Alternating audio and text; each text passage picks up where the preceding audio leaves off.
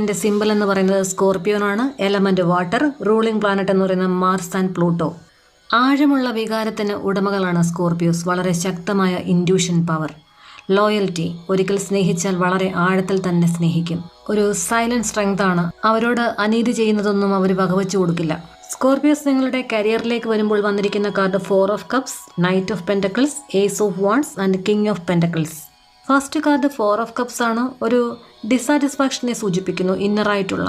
ജനുവരി തുടങ്ങുമ്പോൾ തന്നെ ഇതല്ലേ എൻ്റെ കഴിവ്, ഇതൊക്കെ തന്നെയാണോ എൻ്റെ ഗ്രോത്തൊക്കെ ഇത്രയേ ഉള്ളൂ എന്നുള്ള ഒരു ഇന്നർ ബോർഡം നിങ്ങൾക്ക് തോന്നുന്നു. വളരെ ഇമോഷണലായിട്ടൊക്കെ ചിന്തിക്കുന്നു. നിങ്ങൾക്കുള്ള ജോബ് അല്ലെങ്കിൽ ബിസിനസ് അല്ലെങ്കിൽ സ്വന്തമായിട്ട് എന്തെങ്കിലും കാര്യങ്ങൾ തുടങ്ങുന്നത്, ഈ ഒരു ഓപ്പർച്യൂണിറ്റിയൊക്കെ നിങ്ങളുടെ അടുത്ത് തന്നെ ഉണ്ടാകും. പക്ഷേ നിങ്ങളത് ഇഗ്നോർ ചെയ്യാനാണ് സാധ്യത, കണ്ടെത്തില്ല.